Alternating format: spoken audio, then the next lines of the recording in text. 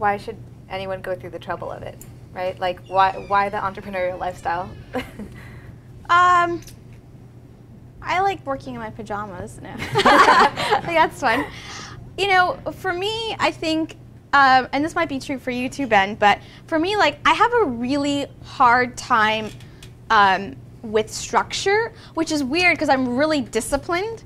I just like to be disciplined about my own stuff, right? So I'm like, I will get up at 5 and write until 9, but I will not get up at 5 and go work for somebody else until like 9 p.m., right? Like that just, it doesn't, because then I have to like listen to what they say and then like fix what they want. And it's just like, I just always kind of struggle with that sort of creative process. And if left to my own devices, then I'm much more creative, I'm much more productive, and I've gotten to the point now where I'm good at doing things like sales, whereas before I was like 100% engineer, but now I can actually, you know, ask people for money and stuff like that. So I've learned to become self-sufficient, and to me, like, that kind of fits my lifestyle. It gives me a lot more freedom. You know, I've even thought about going and working at a venture-backed business and stuff like that, and I've done that before. And so it's more interesting to have like new experiences and be like, oh, like I want to learn what this like online marketing thing is, or I want to, you know, learn what this like Bitcoin thing is, and just have a little bit more freedom and flexibility to do that. And you don't get that if you're always like punching the clock somewhere. But that's not to say that like you have to completely like quit your job and then go start. What I actually prefer and encourage people to do is, like Ben said, start with a side project, right? Work on something on the weekends, get your start there, build that out, and then be like, okay, this thing has some legs, and then grow it beyond that. But yeah, it's just, for me, I think it's having the freedom to like create. Yeah, I don't know. I was trying to think about this problem, like of you know, being an entrepreneur and what drives me to do this, because it's really interesting. So like my company's grown from say like 3 people to now we're like 32. So the challenges that you face as a leader are a ton different when you're 3 people than when you're 15 people, than when you're 30, then you're 100 and 200. Just like what it takes to be an entrepreneur is just very different.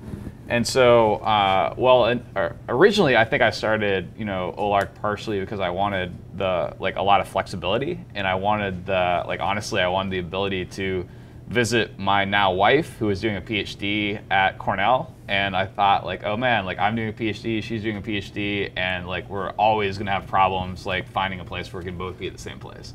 And so, I'll move to California, start a startup where I can work anywhere, and then I can go, you know, follow wherever like she ends up, and we'll both be like very happy with our careers. That was like honestly like one of the original ideas that made it all work.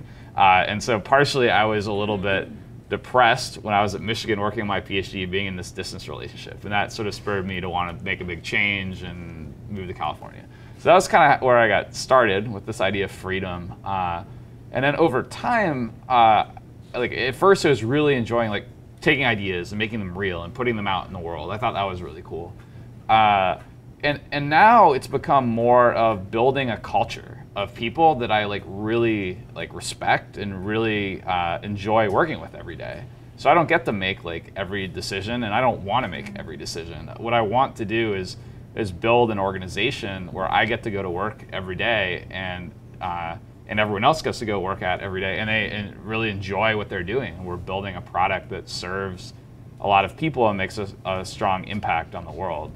And you know, there's a lot of sort of bullshit that you deal with, you know, building an organization. Like it's not all like, oh, I'm launching this really cool product and, you know, hanging out like telling stories of the previous, you know, 5 years of working on a startup. I mean, there's a lot of really strong struggles. So in a way, I think the people that are the most successful long-term entrepreneurs like dealing with ambiguity and like solving new problems all the time. And so for me, if I feel that I have solved a problem, it basically is my job. If I feel like I'm doing work that seems like it's too easy, my job is to find someone else to do that work so that I can work on something else that's like totally new and a new challenge. And then for me, that's very exciting, but it took me a very long time to realize that that's what I should be doing. So it's I don't know. It's an interesting experience, but it's certainly not for everyone.